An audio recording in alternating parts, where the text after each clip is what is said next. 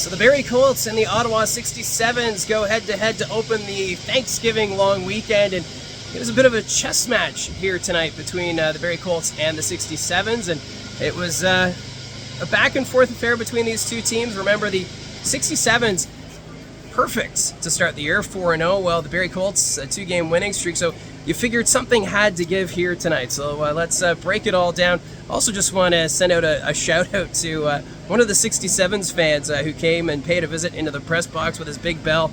The bell was huge, so it was pretty cool to meet another subscriber, and it was pretty cool to be able to see that bell. I've heard so much about it, saw it here in person here in Barrie, and safe travels to make your way to Brampton as you continue this road trip.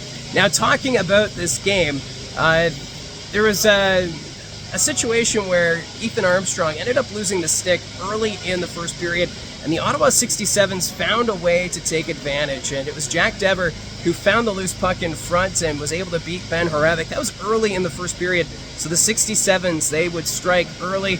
And then Kayshawn Aitchison. I know we've been talking a lot about his goal scoring to start this year, but we saw one of the classic big open ice hits from the Colts defenseman, lining up and took down Brock Chitteroni. Now, after the hit was delivered, you could tell Aitchison was ready to drop the gloves, expecting someone from Ottawa to react after he delivered that big check. It was a clean hit, and no one stood up for Chitteroni at that point. As the 67s, they're such a disciplined team. It's a Dave Cameron style hockey team. They focus on what needs to be done and not taking part in any extracurriculars at that point. So after the first period, it was 1-0 for Ottawa. Now, second period action, Cole Emerton, great job keeping the puck in the offensive end.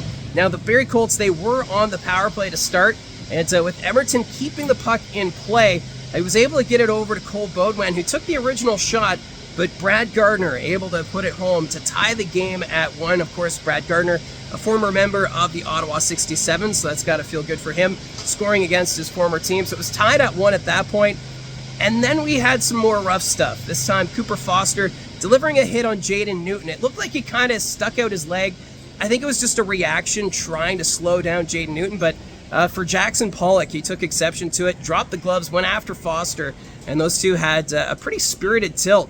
However, with Pollock going after Foster, yes, he's standing up for his teammate, but now he was handed the instigator penalty, so that put the Ottawa 67s on the power play, and Ottawa would capitalize. Brock Chitteroni got the puck down low and actually banked it in off Ben Horevic after he made a couple of big stops, making it a 2-1 hockey game. Now, there was a couple goals that were also disallowed.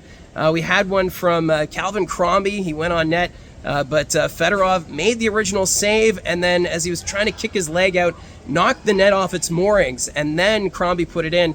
But the goal, it was disallowed, but if Crombie would have taken the shot quicker, it would have been a good goal, is my understanding, but still, Crombie just not able to tie it at that point. We also saw Cooper Foster. He banked a shot out of the air and put it into the net. That was instantly disallowed for the high stick, but that's all the goal scoring we would see. Jonah McCormick also hit the post early in the third period, but that's all we would get.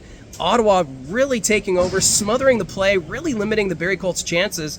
And in the end, when Horevic was on the bench for the extra attacker, Ryder Fedorov made some outstanding saves to make it a 2-1 final for the 67s. So the Ottawa 67s remain undefeated to start the regular season. They're now 5-1. What a start here for Ottawa. They're going to be in Brampton tomorrow night to play the Steelheads, and we'll see if they can continue this hot streak. Now, for the Barrie Colts, they're back in action on Saturday. They're home to the Brampton Steelheads.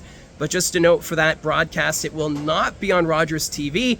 It will be on Flow Hockey. So if you're wanting to tune into that broadcast, you will have to do it on Flow Hockey, as you will not find it on Rogers TV. Your 3 stars tonight: Brock Chitteroni, your 3rd star. He had the game-winning goal. Ben Horevic, the 2nd star with 36 saves.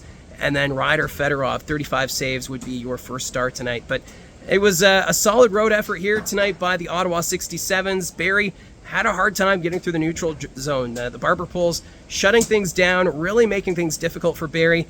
And it just goes to show that this is a 67 team. Maybe they are for real, as this is going to be a big test for them. Brampton tomorrow, and then Brantford on Sunday, and that's in Brantford. So we'll see what happens here with the 67s. I'm glad my voice held up You'll probably notice I haven't been putting as much content this week as I ended up losing my voice over the course of the week. So I haven't been doing as many videos. I did the interview with Brendan Lang ahead of time, so I was able to post that.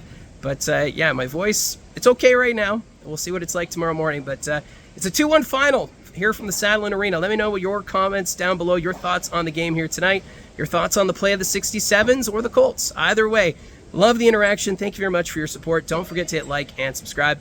Talk to you again soon.